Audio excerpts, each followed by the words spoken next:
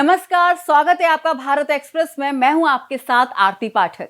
कश्मीर से शुरू होकर पूर्व की तरफ जो हिमालय के ऊंचे शिखर बढ़ते हैं, तो लद्दाख, हिमाचल, उत्तराखंड से होते हुए सिक्किम के रास्ते सेवन सिस्टर्स तक को अपने आगोश में लपेट लेते हैं। 2400 किलोमीटर लंबे इस विशाल क्षेत्र में 10 स्टेट और 2 यूनियन टेरिटरी आते हैं। पूरे देश में लोकसभा चुनाव प्रचार की धूम मची है। देश के पहरेदार हिमालय के आंचल में फैले अनंत क्षेत्र में लोकसभा की 40 सीटें आती हैं। आबादी कम है, लेकिन आतंक और उग्रवाद से प्रभावित इस इलाके का सियासी असर बेहद ज्यादा है। धारा 370 के खात्मे के बाद जम्मू कश्मीर पहली बार लोकसभा चुनाव के लिए तैयार है। समान नागरिक संहिता लागू कर उत्तराखंड देश में मिसाल बन चुका है। आम चुनाव में यूसीसी बड़ा मुद्दा है। वहीं चंद रोज पहले राज्यसभा चुनाव के दौरान हिमाचल में बड़ा सियासी खेल हो गया। राज्य में सत्ता होने के बावजूद कांग्रेस यहां पर हार गई। अपनों के बागी हो जाने से सुक्खू सरकार गिरने तक की नौबत आन खड़ी हुई थी। और वहीं कई दशक बाद नॉर्थ ईस्ट में राष्ट्रवाद और विकास की नई सुबह उग रही है। इन तमाम बड़े मुद्दों के बल पर हिमालय की गोद में बसी 40 लोकसभा सीटों का फैसला होगा, जो किसी भी गठबंधन को दिल्ली दरबार में सत्ता की चाबी सौंपने के लिए एक बड़ी ताकत है। देश का पहरेदार, किसे मिलेगा हिमालय का आशीर्वाद?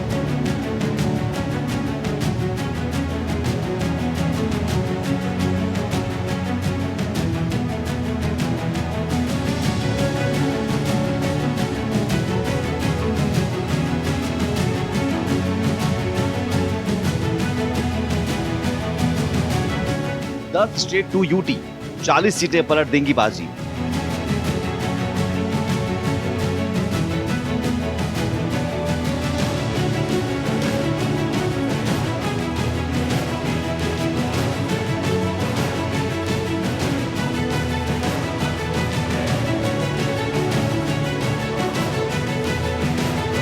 जिस ओर झुकेंगे पहाड़, उसे मिलेगा दिल्ली दरबार।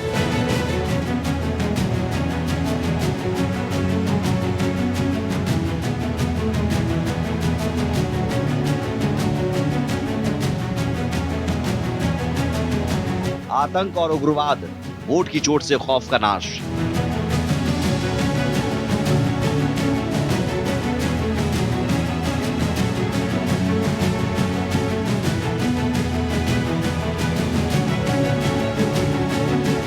उत्तर से पूर्व 2400 किलोमीटर लंबाई, सियासी जंग गहराई।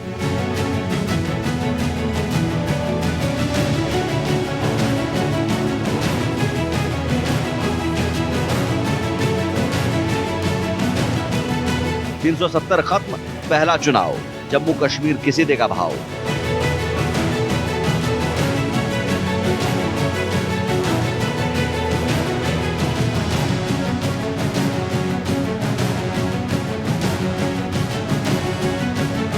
पूर्ण राज्य की मांग, लद्दाख में सियासत गरमाई।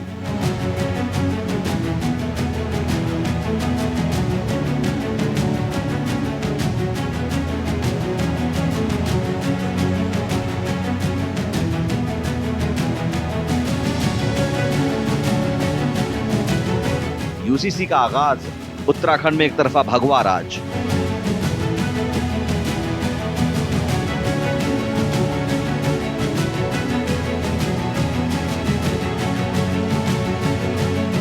कांग्रेस में बड़ी फूट, हिमाचल में बीजेपी मजबूत।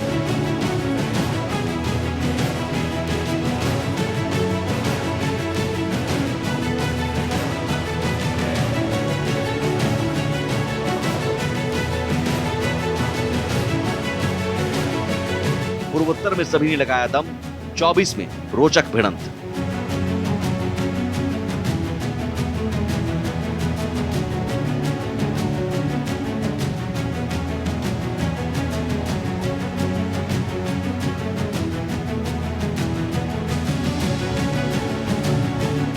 हिमालय न केवल भारत की सरहद का ताकतवर पहरेदार है, बल्कि इसकी गोद से दिल्ली की सियासत के रास्ते भी निकलते हैं। हालांकि आजादी के बाद से ही कई पर्वतीय राज्यों में अलग अलग वजहों से अशांति छाई रही और जहां ज्यादा अराजकता होती है वहां राजनीति की चालें भी उतनी ही टेढ़ी चली जाती हैं। लेकिन पिछले एक दशक में कश्मीर से लेकर सुदूर मिजोरम तक विकास और शांति की बड़ी पहल हुई है। देश के अन्य इलाके के मुकाबले पहाड़ी राज्यों के मतदाता स्थानीय मुद्दों पर ज्यादा एकजुट नजर आते हैं। हिमालय की 40 लोकसभा सीटें आने वाले चुनाव में निर्णायक असर कर सकती हैं। देश की सुरक्षा में सीना तान कर खड़े हिमालय की गोद में बसे राज्य देश की सियासत तय करने में अहम भूमिका निभाते हैं। लद्दाख से लेकर पूर्वोत्तर तक करीब 2400 किलोमीटर की लंबाई में फैले हिमालय में 10 राज्यों के साथ 2 केंद्र शासित प्रदेश आते हैं। इस विशाल क्षेत्र में लोकसभा की 40 सीटें हैं।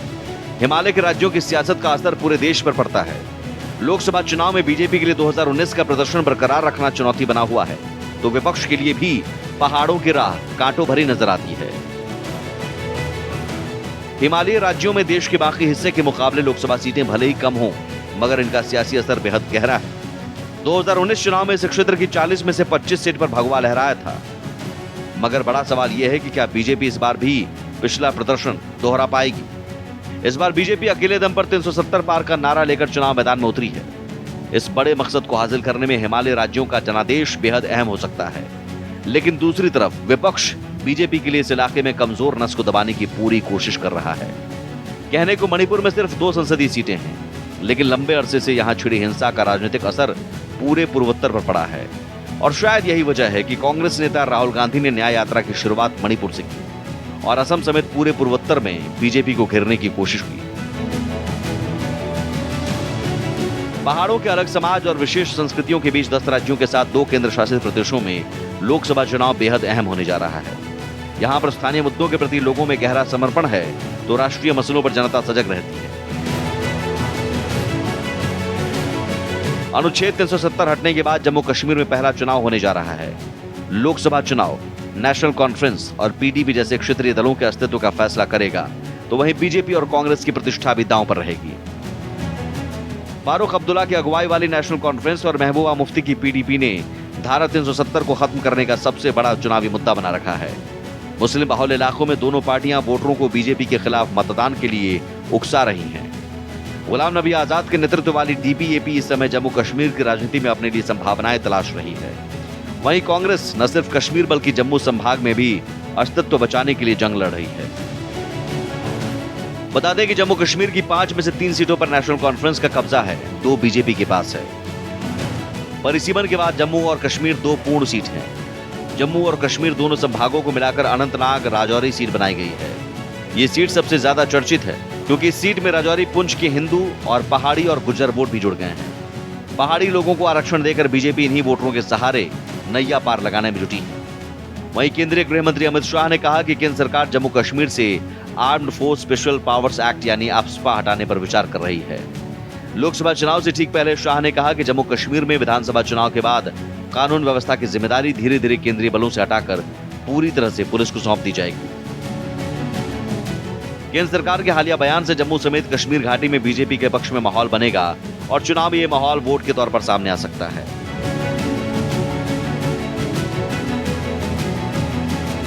बता दें कि जम्मू कश्मीर में लोकसभा की 5 सीटें हैं। बीजेपी ने उधम सिंह नगर से केंद्रीय मंत्री जितेंद्र सिंह को फिर से मैदान में उतारा है। इससे पहले 2014 और 2019 के लोकसभा चुनाव में भी जितेंद्र सिंह जीत दर्ज कर चुके हैं। वहीं 2014 और 2019 के लोकसभा चुनाव में जीत दर्ज करने वाले जुगल किशोर को फिर जम्मू सीट से टिकट दिया गया है। वहीं जम्मू कश्मीर से अलग होकर केंद्र शासित प्रदेश के रूप में अस्तित्व में आए लद्दाख की मांग भी पिछले अरसे में तेजी से बदली है। लद्दाख की एकमात्र सीट पर 2019 चुनाव में बीजेपी ने जीत दर्ज की थी, लेकिन इस बार कुछ स्थानीय मुद्दे बीजेपी को परेशान कर सकते हैं। स्थानीय लोगों के दिल में पूर्ण राज्य को लेकर उम्मीद की किरण जगी है। लद्दाख के बाशिंदे केंद्र सरकार पर लगातार दबाव बना रहे हैं। सड़कों पर रैलियां निकाली जा रही हैं। वहीं पर्यावरणविद सोनम वांगचुक तो पूर्ण राज्य की मांग पर एक पखवाड़े से अनशन पर बैठे हैं। विपक्ष इस मुद्दे पर बीजेपी को लगातार घेरने में जुटा है। हालांकि राष्ट्रवाद और चीन को लगातार आंख दिखाने की रणनीति के साथ बीजेपी विपक्ष के तेवर को कुंद करने में जुटी है। हिमालय के आंचल में बसे उत्तराखंड ने देश में सबसे पहले यूसीसी को लागू कर दिया। नतीजन प्रदेश का हिंदू वोट एकजुट हो गया। पिछली बार 5 सीटें जीतने वाली बीजेपी का ग्राफ उत्तराखंड में और ऊपर चढ़ा है। और वहीं हिमाचल प्रदेश से 2019 में बीजेपी को 4 सीटें मिली थी। हाल में राज्यसभा चुनाव में प्रदेश की सुक्खू सरकार खुद संकट में आ गई। हालांकि लोकसभा चुनाव में यहां पर पुरानी पेंशन बहाली और रोजगार गारंटी जैसे मुद्दे छाए हुए हैं। देश में सबसे पहले समान नागरिक संहिता यानी यूसीसी लागू कर उत्तराखंड में बीजेपी ने हिंदुओं को एकजुट करने में कामयाबी हासिल की है। पिछली बार 5 सीटें जीतने वाली बीजेपी का ग्राफ इस हिमालयी प्रदेश में कमजोर होता नहीं दिख रहा। हालांकि यूसीसी लागू होने के बाद मुस्लिम पक्ष भी एकजुट हुआ है। हल्द्वानी हिंसा ने दोनों पक्षों के बीच की खाई को और चौड़ा किया। विपक्ष यूसीसी को लेकर लगातार विरोध करता रहा है। वहीं बीजेपी डबल इंजन सरकार के चलते आश्वस्त नजर आ रही है। प्रधानमंत्री नरेंद्र मोदी हजारों करोड़ की विकास परियोजनाएं उत्तराखंड को दे चुके हैं। सिलक्यारा सुरंग कांड में सभी श्रमिकों की सकुशल वापसी कराकर सरकार ने चुनाव के लिहाज से बीजेपी के पक्ष में माहौल बनाया है। उत्तराखंड की 5 लोकसभा सीटों पर एक ही चरण में मतदान हो जाएगा। 5 सीटों में से अल्मोड़ा सीट आरक्षित रखी गई है। उत्तराखंड लोकसभा चुनाव में सत्ताधारी दल बीजेपी और मुख्य विपक्षी कांग्रेस के बीच प्रतिष्ठा की जंग छिड़ी हुई है। उत्तराखंड में टिहरी, गढ़वाल, अल्मोड़ा, नैनीताल, उधम सिंह नगर और हरिद्वार लोकसभा सीटों पर 19 अप्रैल को मतदान होगा। साल 2019 के लोकसभा चुनाव में बीजेपी ने सभी 5 सीटों पर कब्जा जमाया था। मोदी लहर में बीजेपी को 60.7% वोट मिले, जो वर्ष 2014 के मुकाबले 5% अधिक थे। 2019 में उत्तराखंड में पहले चरण में ही 11 अप्रैल को मतदान हो गया था। इस दौरान 57.09% मतदाताओं ने वोट डाला था। बता दें कि उत्तराखंड की 5 लोकसभा सीटों पर बीजेपी, कांग्रेस समेत सभी प्रमुख दलों के महारथी तय हो चुके हैं।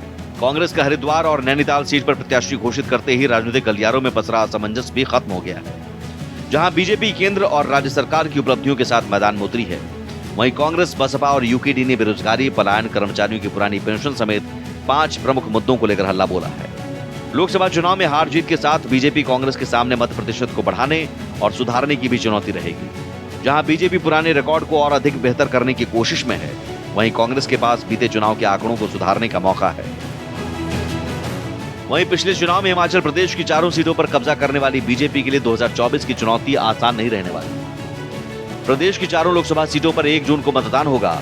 पुरानी पेंशन और रोजगार गारंटी समेत महिलाओं के मुद्दे पर 2022 का विधानसभा चुनाव जीत सत्ता में लौटी कांग्रेस ने बीजेपी के सामने नई चुनौती रख दी है। हालांकि हाल में हुआ राज्यसभा चुनाव बीजेपी की ताकत का एहसास करा गया। कांग्रेस से अभिषेक मनु सिंघवी मैदान में थे।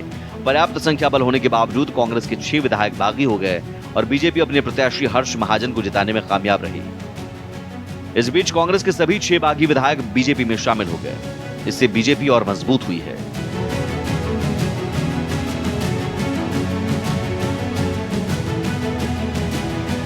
बता दें कि फिल्म अभिनेत्री कंगना रनौत को बीजेपी ने हिमाचल प्रदेश की मंडी लोकसभा सीट से उम्मीदवार बनाया है, जिसके बाद यहां की सियासत काफी गर्मा गई है। दरअसल इस सीट को कांग्रेस का गढ़ माना जाता है। अभी भी ये सीट कांग्रेस के कब्जे में है। मंडी लोकसभा सीट से कांग्रेस के प्रतिभा सिंह सांसद हैं। वो हिमाचल प्रदेश कांग्रेस के प्रदेश अध्यक्ष भी हैं। बीजेपी ने हमीरपुर से वर्तमान सांसद और केंद्रीय मंत्री अनुराग ठाकुर को एक बार फिर उम्मीदवार बनाया है। वहीं शिमला से सांसद सुरेश कश्यप को भी दोबारा मौका मिला है, जबकि बीजेपी ने कांगड़ा सीट से डॉक्टर राजीव भारद्वाज को उम्मीदवार बनाया है। सूबे में मंडी और हमीरपुर सीट काफी अहमियत रखती है। हमीरपुर से केंद्रीय मंत्री अनुराग ठाकुर के मैदान में होने के कारण इस पर मुकाबला काफी रोचक होने वाला है। बता दें कि हिमाचल की कांगड़ा, मंडी और हमीरपुर सीट सामान्य वर्ग की है। वहीं शिमला सीट एससी उम्मीदवारों के लिए आरक्षित है। हिमालय की गोद में बसे पूर्वोत्तर के 8 राज्य लंबे अरसे से उग्रवाद की साए में सांस लेते रहे, लेकिन पिछले 1 दशक में नरेंद्र मोदी सरकार के दौरान हिंसा में बड़ी गिरावट आई। केंद्रीय गृह मंत्री अमित शाह की अगुवाई में उग्रवादी समूहों से बातचीत के जरिए शांति के नए रास्ते निकाले गए। हालांकि मणिपुर में हिंसा का लंबा दौर चला तो विपक्ष को भी यहां से सियासी जमीन मिल गई। वहीं लोकसभा चुनाव में बीजेपी भी कांग्रेस के नहले पर दहला मारने की नीति अपनाए हुए है। बीजेपी ने मणिपुर, मेघालय और नागालैंड में अपने उम्मीदवार नहीं उतारे, बल्कि सहयोगी क्षेत्रीय पार्टियों को समर्थन देने का फैसला किया है। पूर्वोत्तर के 8 राज्य असम, अरुणाचल, मेघालय, त्रिपुरा, मिजोरम, मणिपुर, नागालैंड और सिक्किम उग्रवाद के साए में लंबे अरसे तक सांस लेते रहे। लेकिन 2014 में नरेंद्र मोदी की अगुवाई में केंद्र सरकार आने के बाद नॉर्थ ईस्ट की हिंसा में काफी कमी आई। गृह मंत्री अमित शाह के नेतृत्व में राज्य सरकारों ने उग्रवादी संगठनों के साथ कई समझौते किए हालांकि महीनों तक चली मणिपुर हिंसा से बीजेपी की लोकप्रियता पर असर पड़ा है, तो विपक्ष को भी अपनी जमीन तलाशने का मौका मिला। बीजेपी मणिपुर, मेघालय और नागालैंड में उम्मीदवार न उतारकर सहयोगी क्षेत्रीय पार्टियों को समर्थन दे रही है। इन तीनों राज्यों की 5 सीटों पर 19 अप्रैल को वोटिंग होगी। 2019 चुनाव में इन 8 राज्यों की 25 सीटों में से बीजेपी और सहयोगियों के खाते में 18 सीटें आई थी। 2014 में बीजेपी को सिर्फ 8 सीटें मिली थी। वर्तमान में बीजेपी असम, त्रिपुरा में अपने दम पर राज्य सरकार चला रही है, जबकि पार्टी मेघालय, नागालैंड, सिक्किम और अरुणाचल में क्षेत्रीय दलों के गठबंधन के साथ सत्ता में है।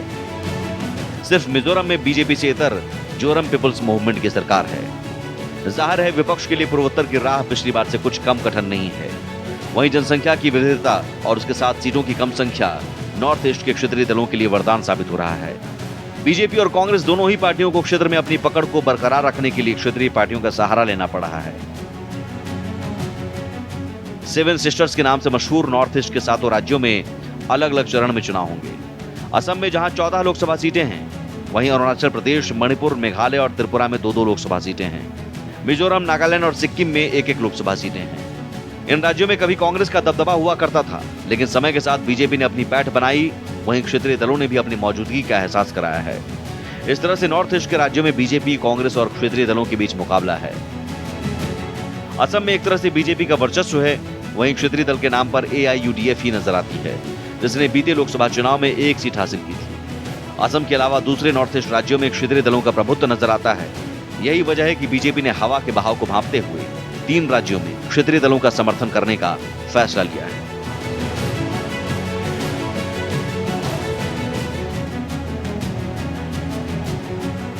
हिमालय में बसी इंसानी बस्तियों में बेहद विविधता है, लिहाजा यहां पर चुनाव के मुद्दे भी बदल जाते हैं।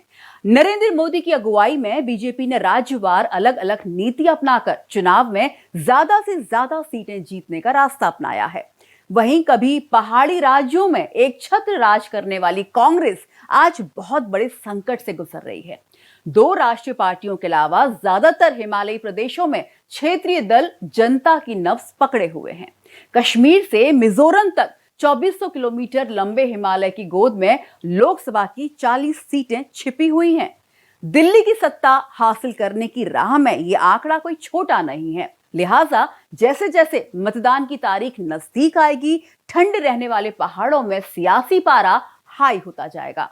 मेरे साथ फिलहाल इतना ही, लेकिन आप लगातार देखते रहिए भारत एक्सप्रेस पर, क्योंकि यहां पर खबरों का सिलसिला लगातार जारी है।